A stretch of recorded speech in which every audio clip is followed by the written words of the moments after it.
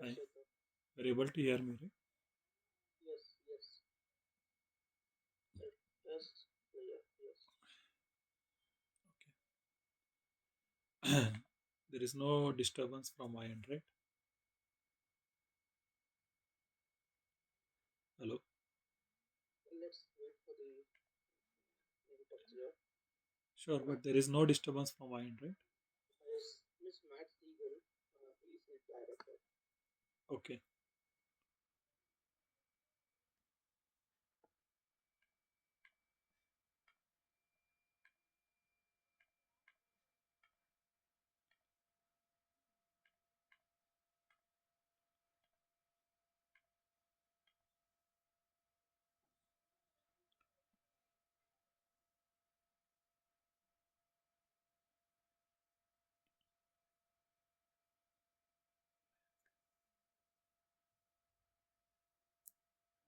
Sridhar, till he joins, you can turn off your video. Sure, That is sure. fine. Actually, just wanted to. Okay, no, nothing. Like my voice is how it is. Is it clear, crystal, right? No, like actually it is getting echoed. Now, are you able to hear correctly? Yeah, I can hear you, but there is some echo. Uh, okay. One Now second. now it seems better. It's Now correct. it is better. Okay. Yes, And yes. there is no disturbance or anything, right? No, no, nothing as Okay. such. Yeah. I will just confirm with them also. Yeah. Yeah.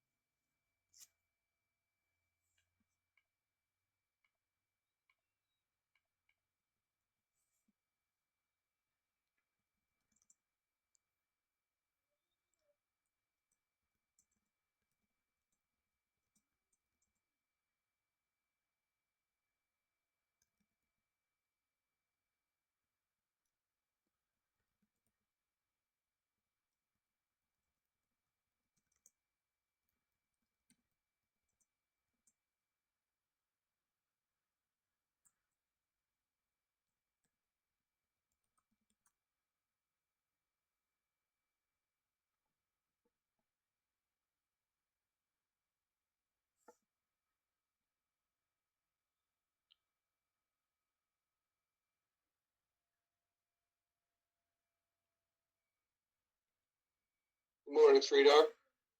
Um, Hi, Mike. Hello. You're able to hear me? I am able to hear you. Yeah.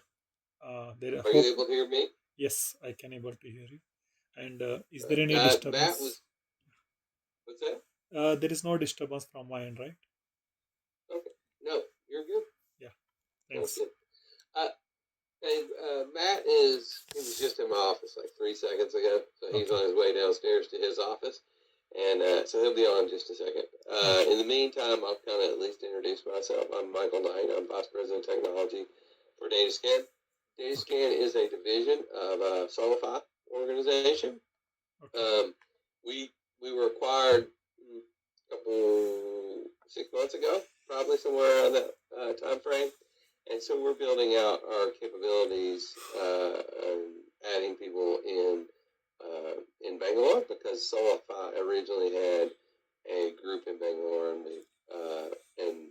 they're requesting us to build out some capability there. So that's why you're here and why I'm here. Yeah. Okay. Yeah, I got it. Okay. And who did you speak with before? Uh, I was had last discussion with Corner. Okay. Yeah. So you spoke with Connor, and Yeah. so risk gauge primarily. Sorry. So the product was risk gauge. Correct. Yeah. Because we're hiring for three products. One is risk gauge, the other one is data decision, and the final one is on-site. And Oh, so okay. Yeah. might be helpful to know which one Yeah. Yeah. they at least targeted you to. And so if Okay. you were talking with Connor, most likely they were targeting you for risk gauge. Okay. Yeah. Yeah. Let me know once when we can start, or shall I Yeah. start Oh, already? no, let's wait on Sure. Matt for just a minute. He should be on in Okay. Sure. No problem. 2 seconds. Yeah. I think we've started the recording though, so that's Yeah, good. I think so. Srini has already started the recording. Yeah. So how much do you know about our the work we do? Do you know Uh, anything about the business? like high level, what I know is like mostly Solify is dealing with finance related stuff. Like they are also providing the SaaS for the banking and automobiles. Like that's what I high level I can understand from the way what you. Yeah. Yeah, so that's true. I'll let Matt introduce himself. Hi Matt. Hey, Or Sridhar. I uh, am Matt Siegel, yeah. Director of Engineering here at Solify, Hi. and I am responsible for software development and QA Okay. on the products that used to be part of DataScan before Solify purchased Okay. us. Yeah. Yeah. Yeah. Uh, thanks for taking some time and speaking to us today. I know it's late over there for you, Sure. so appreciate you getting on the call. Okay. What I'd like to do is go over a little bit of your background and what you've been working on recently, Mhm. and then I'll have some questions for you, and then any questions you have for us at the end, we're happy to answer. Okay. So let's start. I think your most recent position was working with Dell. Is that correct? Yes. Correct. Yeah. Yeah. Talk to me about sort of what that entailed, what you were working on, and what your role on the team was. Okay. In the Dell, actually, I was a principal software engineer. Uh, there was my responsibilities like apart from coding, also I have used to do the code reviews, part of the discussion like sprint planning and all. Like after sprint planning retrospective, what went and all those things are there, and I used to help also juniors. I am a IC. I am into completely IC role. Like other developer, I also have to code. That is the main thing, and yeah, and like in if you might have visited Dell.com website, right? You might have seen the any laptop. You might have explored it. There you might came to the product detail page where we have actually. I'm dedicatedly working on the services tab. But apart from that, there are like different things like services, product, software, and accessories. These are the different types, which is recently we have migrated from the monolithic to the microservices architecture. And earlier it was into the configurator, one of the project we were having.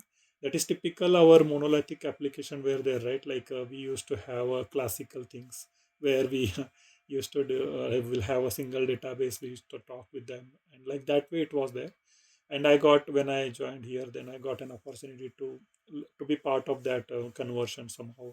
And yeah, as you know, right, Dell is a very huge team. Like there are so many modules in the Dell, but luckily I got that opportunity, and somehow I was also involved in those stuff. And typically we have like from the architecture wise, if I say one more like I can say microservice that will have three things in that assembler. One that is a background jobs, where actually whatever when the page gets loaded, right, whatever on the page load you will see the data, that is a through the Kafka we are actually getting it and saving it in the Mongo. And once the page loaded, whatever add on that, like in the soft, if you go to the services section, right, there you will see different type of service. After sales service you will get like basic, pro support plus, based on laptop what you opt. Maybe sometime you will have like extended battery support, accidental damage support, like yeah, these are the things are there, like high level, just I have given the overview. Yeah. And also there is a web and other stuffs are there. And for unit testing on all we are using like functional test is there, X unit is there, which we are doing for like as a part of our quality improvement. And there we have a sonar queue for making a quality a standard, like it should not be going below 90% threshold. We try to keep it is right, like how it is challenging to keep that threshold maintained, right. And Mm-hmm. yeah, for Splunk we have for monitoring the things. Yeah, Serilog is there. Yeah. Like just wanted to just high level visit to the different parts of Tell the. me more about that. You use Splunk. How do you use Splunk? Yeah, actually, to use the Splunk, we have configured the Serilog, and then it is connected to the like what happened. We have different, as I said, different microservices, right? Then this is a centralized Splunk application where actually we used to like whenever there is a review call with manager, right? We used to extract the information, how many 500s, 400s like there, and we have to present him like how we are working on that from the technical stack wise. Right. Um, well, what is the team size? How many people are on your team? Currently, in the current organization which I'm working with the team, like around two UI people are there, and around six developers are there, and one is architect, one is a team lead, and one is PM, and one is our manager. Like around, you can consider including all people are around 12 people. Yeah, somewhere actually. You said two are UI Yeah, developers specifically, an specifically. Yeah. architect, a team lead. So how many back end engineers? Backend like developers of like around six people are there. Six. And you are doing back end, or you doing full stack? I'm doing full stack both. Like what happens actually when you are suppose you need some dedicated like requirements, like that is a full expertise in the UI stuff, right? That time the UI people will jump into those stuff. Otherwise, we will be doing back front end and back end both in the usual things. Like suppose there is a carousel which is very critical functionality. Like example I'm giving. That time suppose he like responsiveness, we are also doing somehow responsiveness, but sometimes you will not be able to achieve what actually they are look like they were into some expertise level. That time they are actually helping us in that. But they these guys are somehow jump into the other team also sometime, like suppose there is other team where it is needed, right. So based on the sprint allocation, they might jump into the user stories based on their requirement. Okay. Yeah. And you mentioned that you use SonarQube. Are you guys doing code reviews on every PR? Yes. Um, so, what does a code review look like to you? And actually, what I'm looking for here is sort of there's a lot of code reviews that I've seen, been a part of personally, where there's 1,000 lines of code that have Yeah. changed, and a developer will take it and Okay. go, looks good to me, check. Yeah, yeah. What do Yeah, I you, can understand. to you, what does a good code review look like? What kind of feedback are you trying to get? Okay. Yeah. As a developer, from all angles, I will talk one by one. Okay. Suppose you are the person who has read the PR, then from my perspective, it should not it should not cross more than 10 to 15 pages when he is coding something. Okay. just normal, I'm thinking, I'm like saying, because what happens if there are too many pages, right? The reviewer will have to stretch himself and he has to put extra effort. This is the first step. Okay, second step, if he is able to raise as per standard, right, then we should look for the Microsoft coding standard, what we follow, like camel casing, null handling, and all, like those standards we have to look for.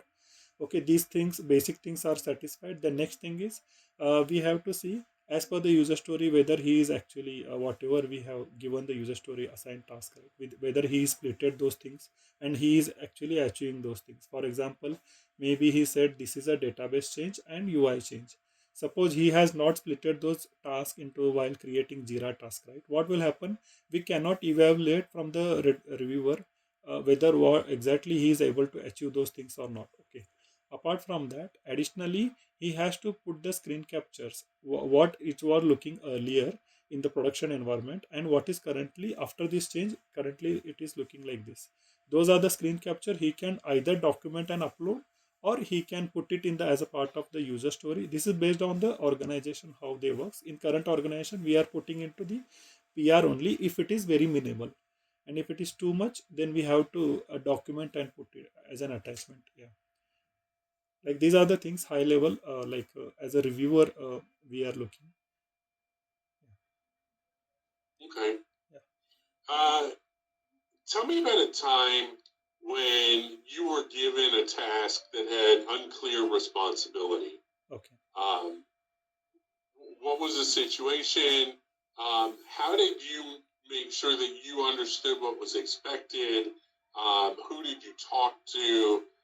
How did you make sure that you delivered with success on that?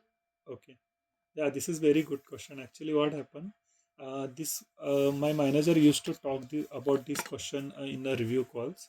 What used to happen? Suppose if you are unclear about the things, right, that time you should try to help yourself. Like help yourself means you got minimal information. Okay, from that minimal information, before going to someone like manager or team lead, you should have some thought process in your mind how you are going to solve this problem. Okay, for specific task. Okay, in that case what will happen, if I am putting some proposal that as per my understanding I have to do this database change and this UI part changes, then they might have, okay, at least he is able to understand like what needs to be done. Okay, and after that what happens, like it actually create a not only good understanding between whenever we are dealing with unclear things, right, then also we'll be able to solve somehow 30 to 50% things, uh, and also we have to communicate the same thing to PMs why we are not having these current information, whatever is expected as per the user story, it is not missing. Like we should communicate to the respective peoples who has created the user story. This is also one of the thing which to communicate. Yeah, and if this is repeating this, then this will be the part of our retrospective like a discussion why it is happening repeatedly like this. We should have something to fix this. Yeah, this is how like overall, yeah, I can say. Okay. Um, Tell me about a time when you solved a problem particularly innovatively. Yes. You think you had a really innovative solution to something. What was the problem? How did you come up with this solution? And how did you get other people on your team kind of on board with this idea Yes. so that you could execute on it? Yes, I am proud of one of the thing which is actually what happened. As I mentioned earlier, right? Recently, we migrated from monolithic to microservice. Uh, there was one application which is running in monolithic only. Still, we that is in I can say support. They are slowly getting rid of that. But the problem is what, to run that in locally, it is very difficult actually. And we were facing most of the issues with the functional test. Okay, then what was happening, to so for someone who is joining newly, right, they were not able to configure immediately actually. To unblock that issue, what I have done from my end actually, I have created one sample POC, only part of the change what we required, right, from that monolithic application, that change only, because already existing functional tests are already working state.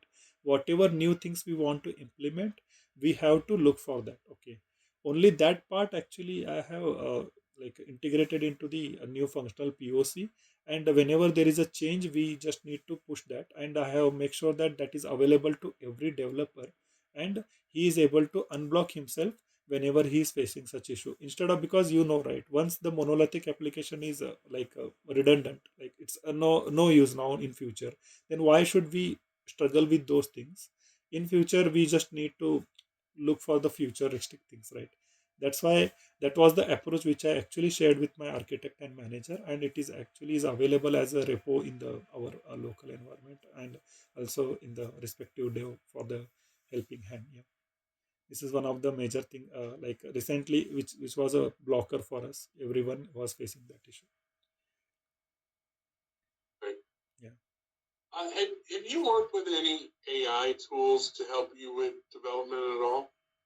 uh, like I have used Copilot, but ChatGPT is not allowed in our organization. But Copilot, it is legally they have made it available, and mostly what happened, they are now they deal with like till the time they were enforcing that you have to use the Copilot to improve your productivity from the perspective of writing unit test.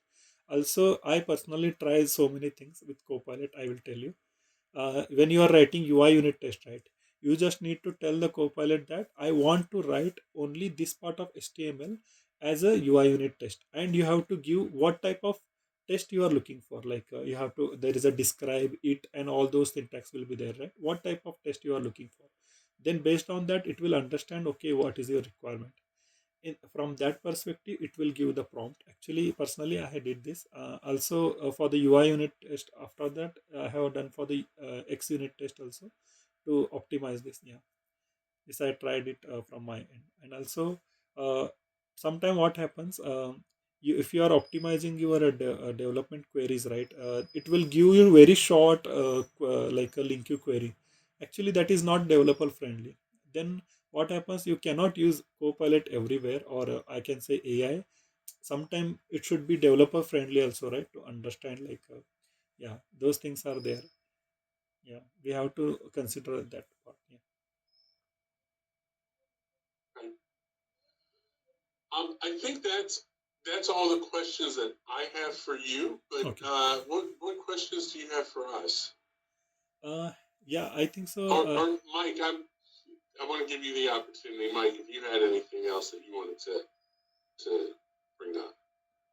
So I've got one more question kind of for you. So we Okay. are in a fintech space, so security is pretty important to us. So historically, when we say secure coding practices, what have you encountered, and have you worked within a environment where secure coding practices were required? Okay. Actually, I will give one example. In I was working with Herbalife. You might have seen in my resume. There we have actually encountered one of the real-time scenario. There was a SQL script which was injected as a part of registration page. Okay, and we seen that the actually in the database there were so many records impacted because of that. Then it was around I think say 2015 to 17, in between that time I was working, you know, right, that time the microservice was in evolution stage actually.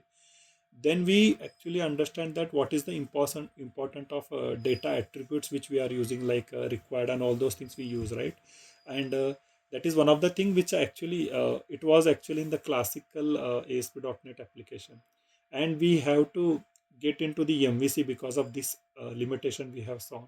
Like also like yeah, this is one of the major incident which I have like in my real life which I have seen actually. When we were learning, right, that time we mostly heard about the SQL injection, but real time that was one of the thing which I seen. Yeah, that's all. Okay. Yeah. All right, that was it. So what questions do you have for us? We'll transition to that. I think so. From my just wanted to, even though I know high level about your organization, um, yeah, but just if you give the already, Mikhail has given that some information, but I just wanted to understand how. how the things works, like in your high level. I know like your organization is completely working into finance domain, and it is a product based company which is mostly dealing with automotive and banking related SaaS. Yeah. Apart from that, if I'm missing anything, then you can add it. Yeah, just wanted to. You want to kind of give him the wholesale finance Yeah. No, Uh, no, deal, Matt?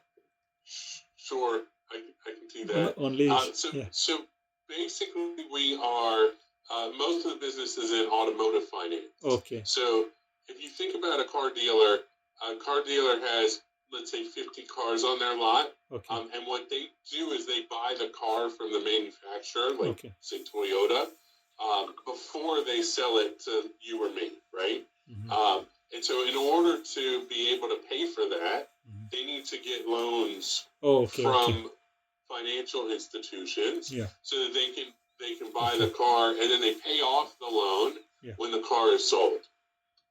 And so our business is kind of split into two pieces. One is that we write financial software that allows the lender to Mhm. manage and give out those loans, Okay. handle the payback of those Okay. loans. Got it. Yeah. And then the other is a risk management piece Mhm. where historically we would send uh, physical human beings out to the dealerships to make sure those cars were there, and they would report back because the dealer has to pay off the loan as soon as the car is sold. Yeah. So just checking up to make sure that those cars are there and that they're not damaged and that anything that was sold is being paid off like it's supposed to. Okay.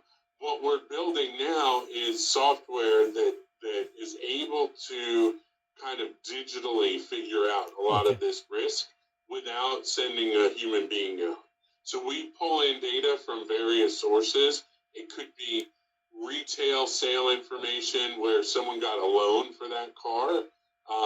And so you know the dealership sold it to someone, or it could be um, uh, it could be a GPS ping that tells us the car is on the lot.